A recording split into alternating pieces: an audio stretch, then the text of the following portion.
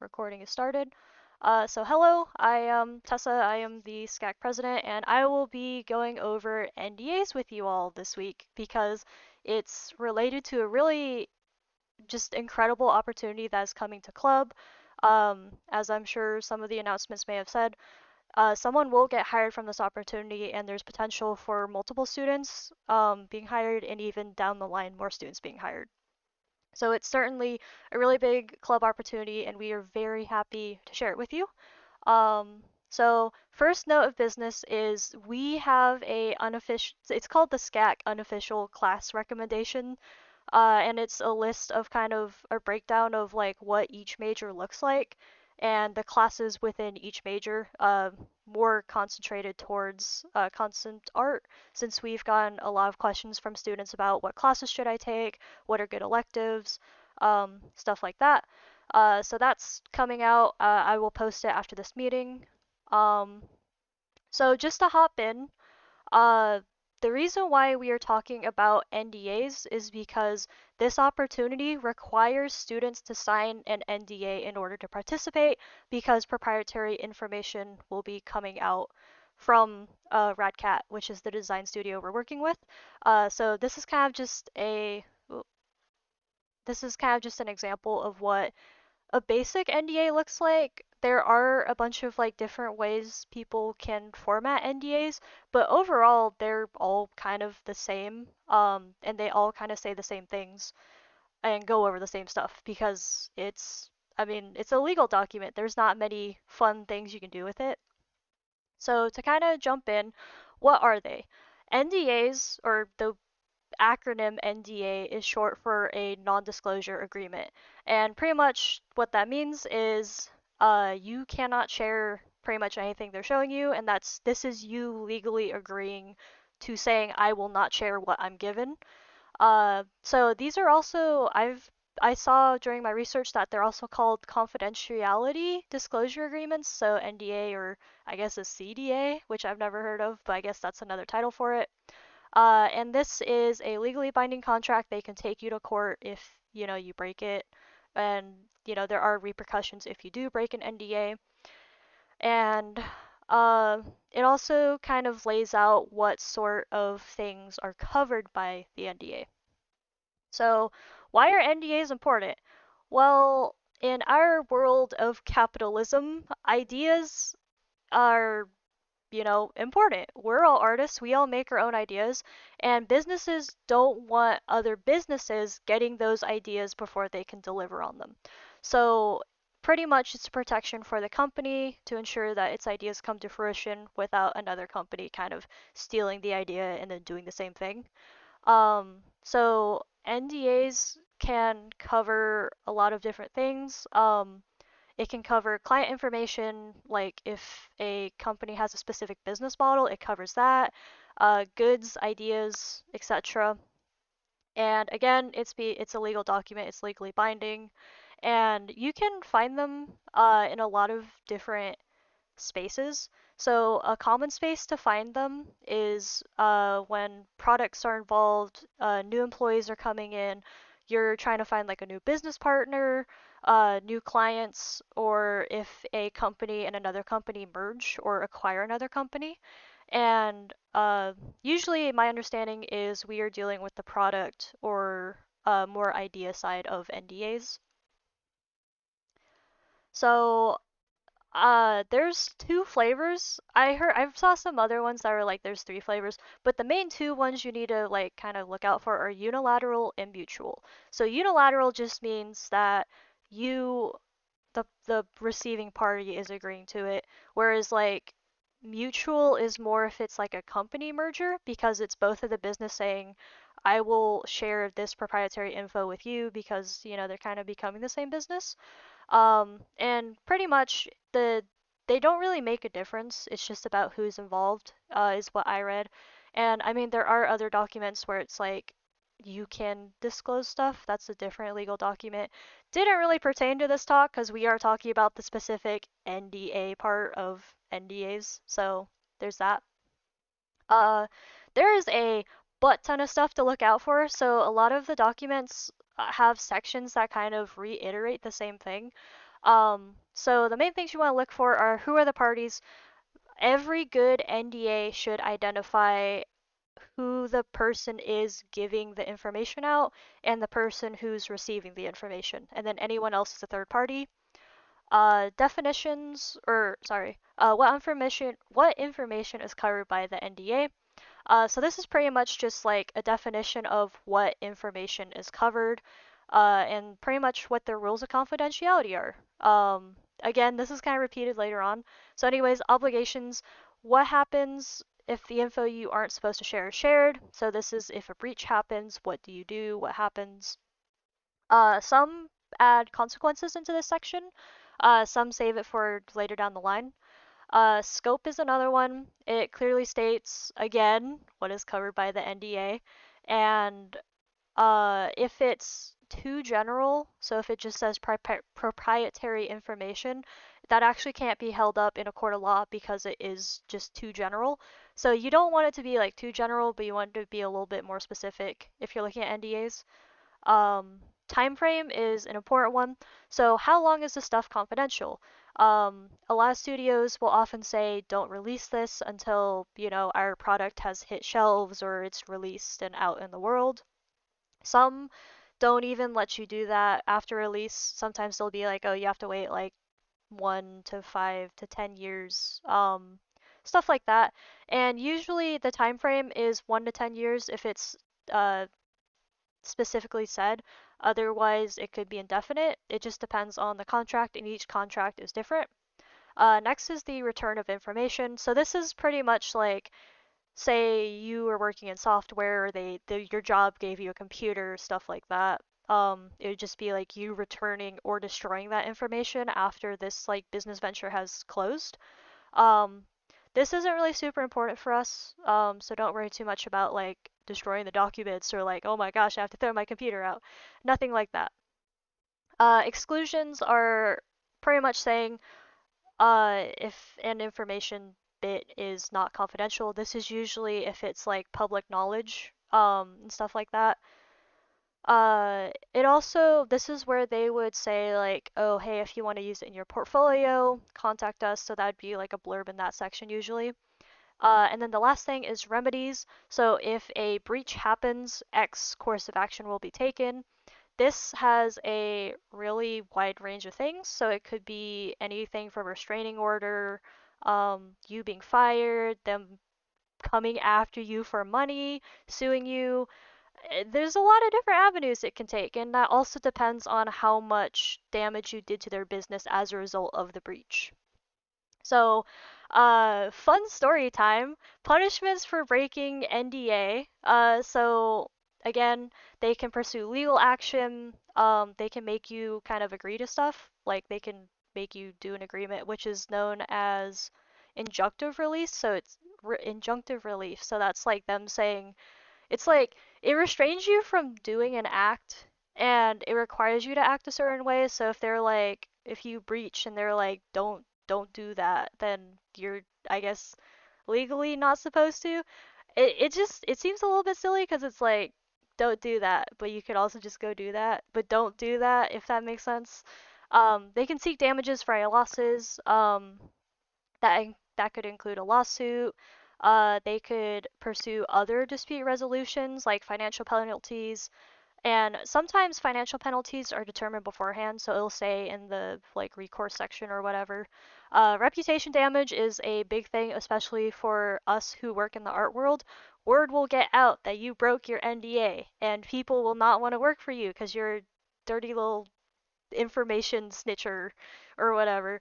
Um, a common one is termination of employment or the contract you're under, because I mean, if they can't trust you, why should they keep you on board? And this isn't like super relative to us, but criminal charges is another thing. So if it's like government secrets, national security, having to do with the military or something like that, you can serve jail time, and there's a bunch of nasty stuff they can do to you. Um, so Atkins said to me to tell you guys his NDA stories related to Hasbro. So for anyone here who does not know Atkins, Atkins is our advisor. he has broken NDA with Hasbro twice. And so he told me these individual stories just to kind of inform you guys of some legal actions that Hasbro could have taken or did take in his case. Yes, homie regrets it hardcore, and now he's terrified of a woman named Sue. So Hasbro operates on a three-strike policy, so if Atkins gets another strike, Hasbro can never work with him again. Uh, and he fears that third phone call from Sue. So for anyone who doesn't know, his Nerf story is the first offense. It is absolutely amazing that Hasbro decided to work with him after he pulled this Nerf thing. So Atkins is from a comic book background, and usually comic books are pretty lax. They'll be like, you can release like small snippets of the comic just to like generate interest, and it's a form of advertising.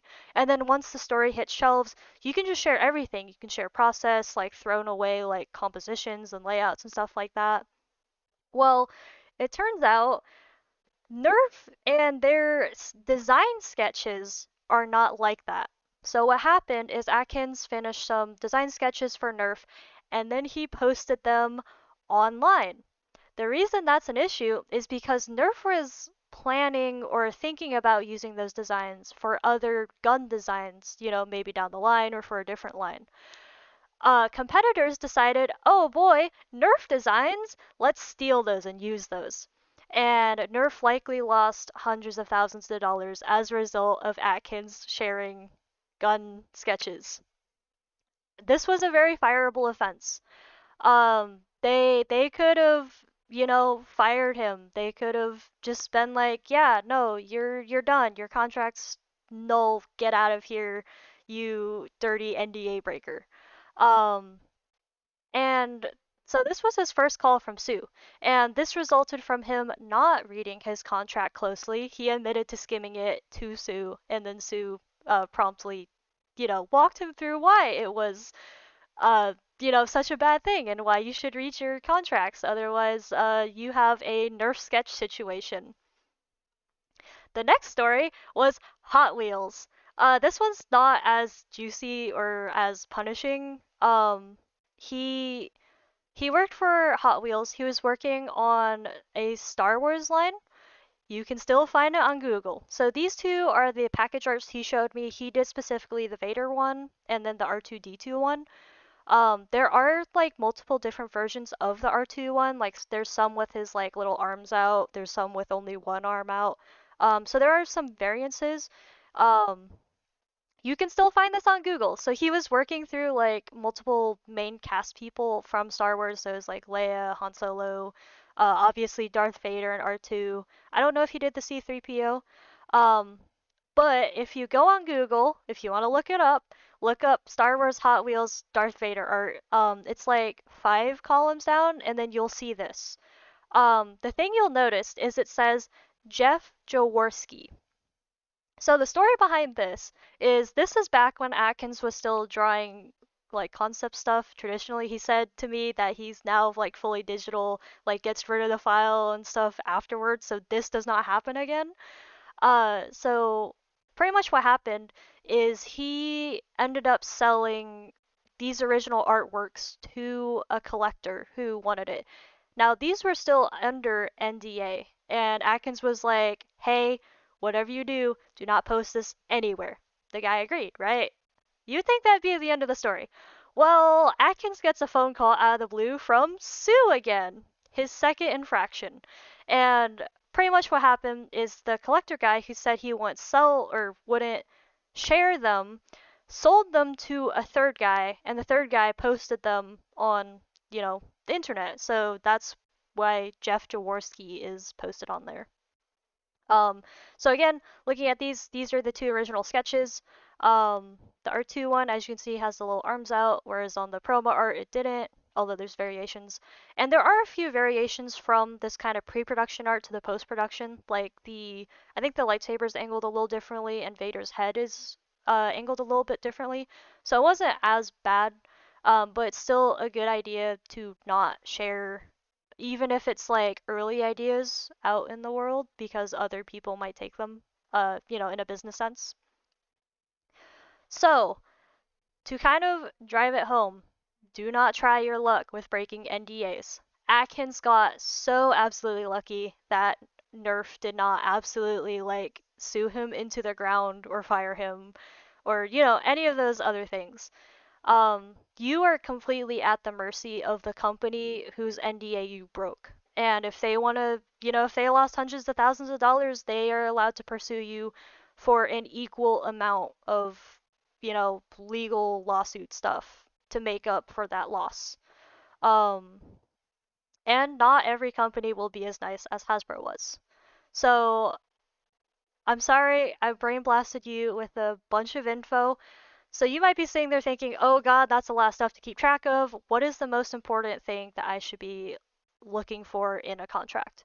So I ended up asking a few different professors, and so let's see what they said. So overall, there's no real red flags to look out for in NDAs. NDAs are just kind of a benign document that is like, you're not going to talk about this, and you're saying you're not going to talk about this to me legally, so don't talk about it. Um, there's not really much to be scared of there. The only thing to really look out for is make sure if you're signing with a company, the NDA and the contract are two separate documents because an NDA is just you saying I won't talk about it, whereas a contract is like payment, what's going on, all of that other stuff. So always make sure they're two separate documents. They should never be the same thing. So, the main thing you want to look at is how long are you bound by this contract. So an important thing is as an artist is being able to show your work. If you sign onto a contract that's indefinite, you can never share that work. Although there might be some companies where you could be like, hey, can I share this on my portfolio or can I password lock it on my portfolio? And they might say yes.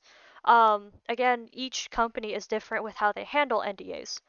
So um, also, like, read it and see is it something that's going to be released after the thing is published? Well, are there clauses in that say if this is never published, it's X amount of time or something like that? If it's just straight time, is it 1 year, 10 year, 5 year, never? And one of the professors I talked to said, think really hard on accepting an NDA that's something you can never share. Um, so to kind of move on, another important thing is figuring out like what you're allowed to share. So some contracts will lock you so you can't share the artwork. Some will lock you so you can't even talk about your job title or even the name of the project. Another one is also like who are you, like is there anyone outside of the people who signed the NDA that you're allowed to talk to? And like an example of this is some SCAD pros don't even let students talk to their professors about it. Uh, Now, if you are absolutely, completely sure, like you're one-on-one with a person who you are absolutely, sure of their integrity that they would not rat you out or share your stuff, and it's a one-on-one session where, no pictures are taken and stuff like that, you could talk to them, just like you better hope they don't share that information because that'll come back to you. Um, so some common practices with NDAs are you can't share the work until the IP reaches a close. So for example, if anyone knows Doug Sorois from illustration, he actually worked on Game of Thrones season 5. He cannot share that work though because it's still a ongoing series.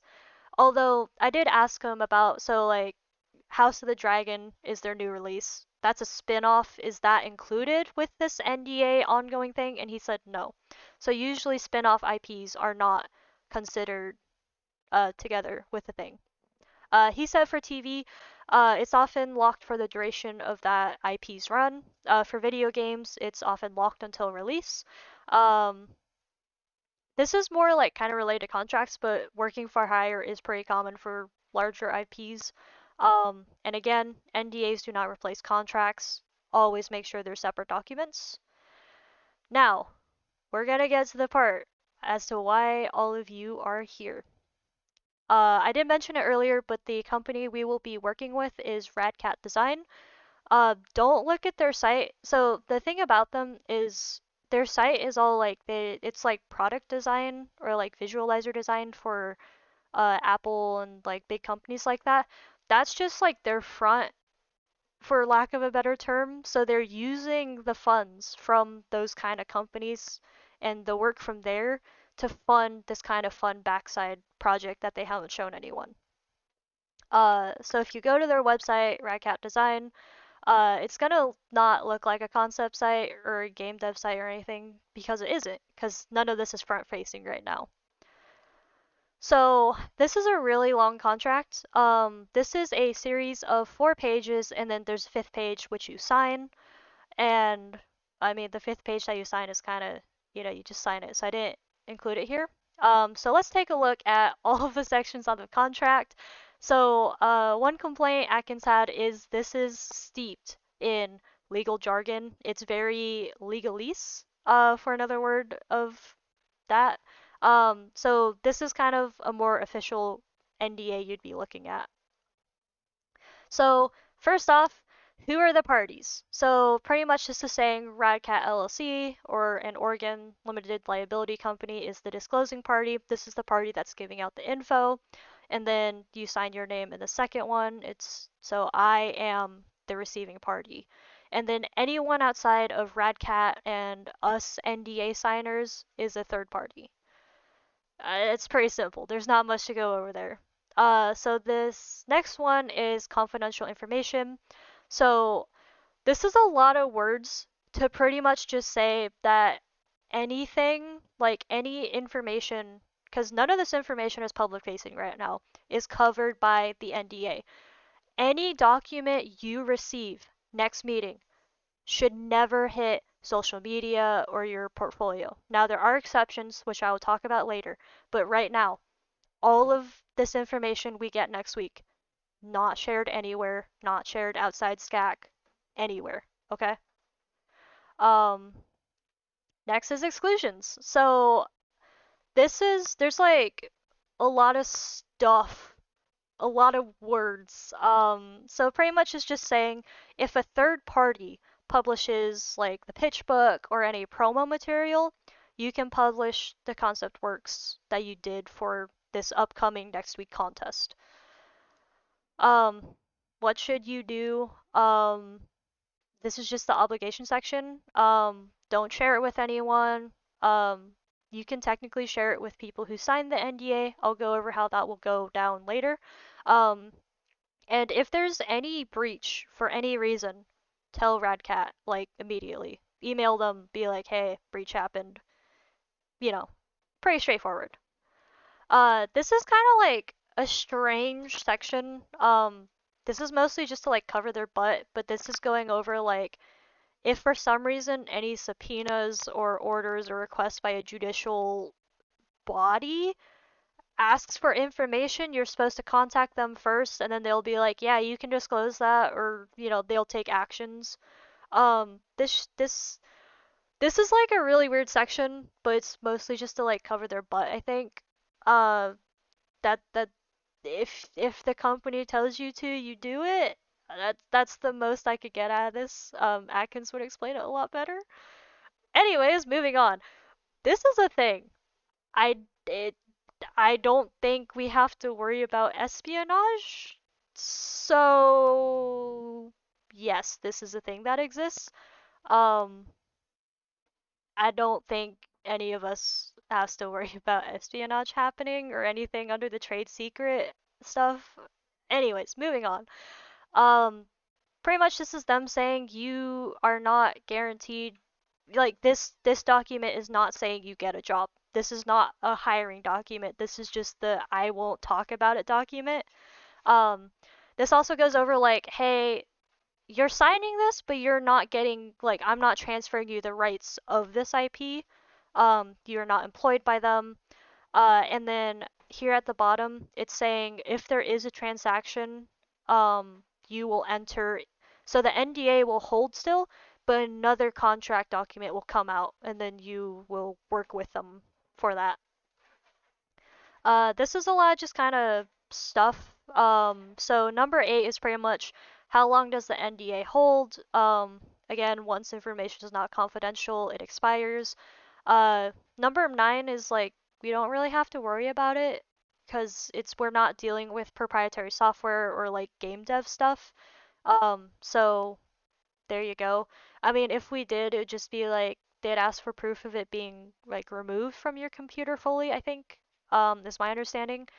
And then number 10 is kind of weird. It's just like you can't hold them liable for giving you inaccurate information. It's kind of a weird statement. Um, I put this one in a different section because it's like it's another important section, but not for our purposes. So indemnification pretty much means to blame. So this is meaning they're covering from blame, if that makes sense. So it means you can't blame the company and then later sue them. This makes sure that they're protected from lawsuits because if this was not a clause, then people could sue them left and right and then they would go bankrupt and then, that would be an issue. It's in almost all NDAs as a result because of the protection it provides them. Um, and this is kind of uncommon, Atkins said, but there is like if you're working with like two different companies, you can indemnify each other, so it goes both ways. Although if you're working for a larger company, you will indemnify them, but they will not indemnify you back. Just putting that out there. If you break NDA, they will come after you. And how will they come after you? There will be consequences. It specifically says you have to like go to Oregon, or the like hearing will be held in Oregon. Yeah, in the state of Oregon. Um, they'll come for you for money. They'll send you cease and desist. They might even, come after injunctive relief, which will be like you will act this way. So yeah, there you go. And then, so this is a whole lot of other stuff.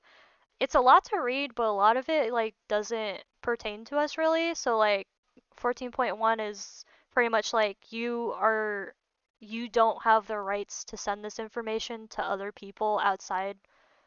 Uh, it's pretty much you saying, I will not send this to anyone again. 12.2 is kind of like, or sorry, 14.2 is, it has to do with like personal delivery stuff, so I'm not really sure how they like we aren't personally delivering anything. Uh I don't know anything about that. It's digital goods, so I don't think we really have to worry about that. 14.3 is it's pretty much saying like everyone agrees, I think. And then the most important part about this is 14.4. It's pretty much saying if you want to post this on your portfolio, send an email to Radcat. They will either say, yes, you can do it, no, you can't, or do it with this edition. They might ask you to put like a copyright with their name on it, um, or, do something like that. This means portfolio. So this is like portfolio website, not social media. Although if you want to post it to social media, you could probably be like, hey, my portfolio is social media. That's something you have to hash out with them. That's beyond this. So that would be a modification to this NDA. That's pretty much it. There were two other sections that Atkins told me about that I could not find in all the legalese, but it was something he mentioned to me. So if they say they end up choosing a student, if they like aspect of another student's work, they can enter in, it's not a business contract, it's a different word they use that starts with a P that I don't remember. Um, but they will pay you pretty much for that part of the design they liked. Um, there's that. So, with that being said, we will be sending out these Radcat NDAs, probably via announcements. Once you have filled out your Radcat NDA, please submit it to this form. There's another question added here. I can just show you guys. So pretty much it's like, what's your name? What's your Discord username? Email. You could, just uh, email.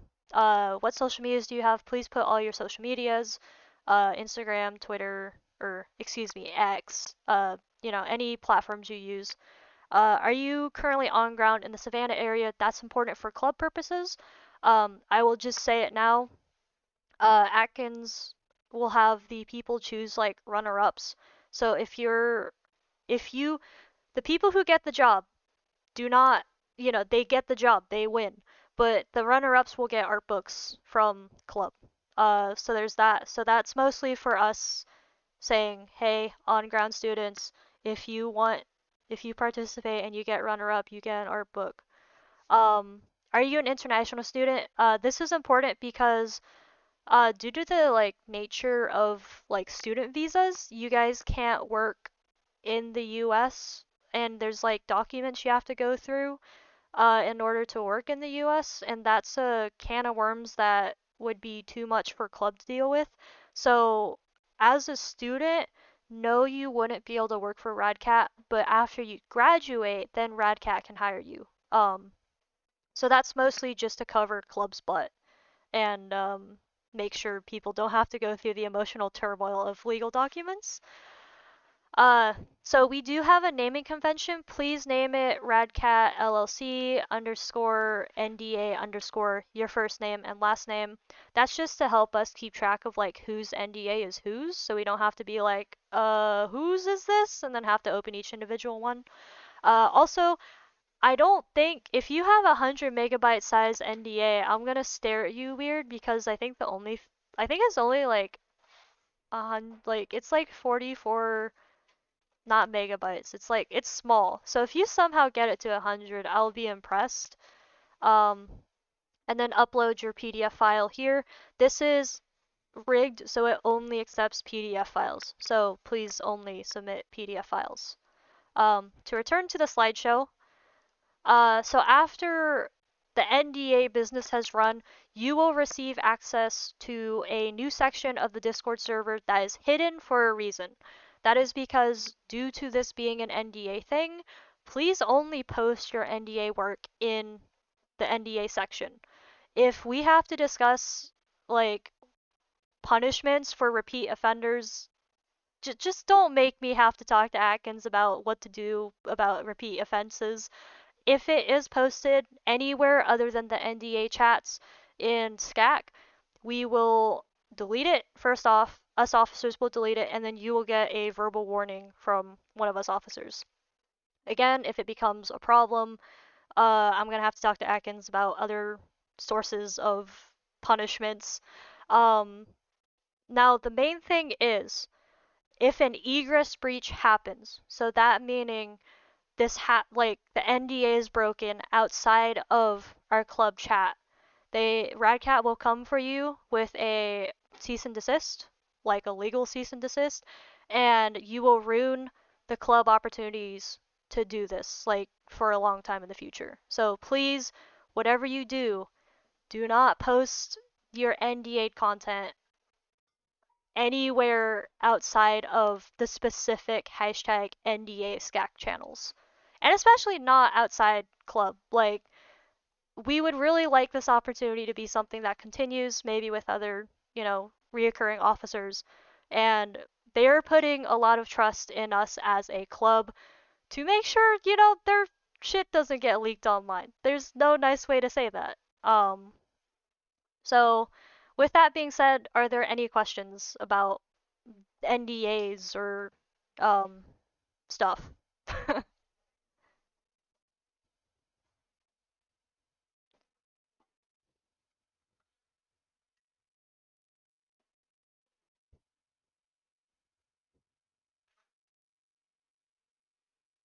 Yes, so this opportunity is open to alums, MFA students, and students. So as long as you are associated with SCAD in any way, you can, including freshmen. So international students can participate, but they cannot be hired this specific opportunity because of international documents and like like student visas, and because you'd have to get a work visa is my understanding, so that requires additional like documentation that's just too much for club and Atkins. And I mean, You'd have to talk to Radcat about it, I think. The form will be posted in announcements with an everyone ping, and then that will be followed up by the, like, you know, are you a student? What's your name? That form that you'll fill out.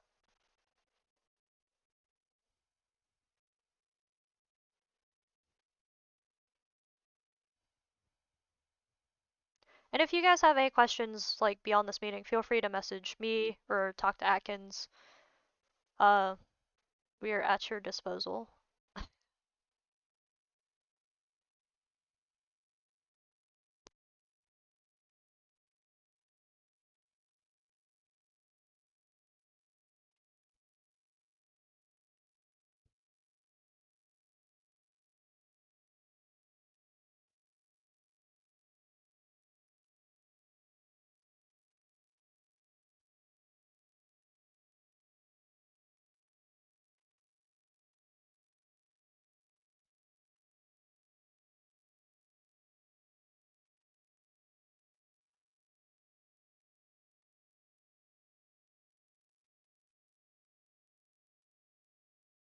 There are no more questions. You guys are free to go. Yes, all meetings are on Friday. Well, usually they're on Friday. So it's 6 to 7 p.m., but if it's a contest, it's 6 to 8.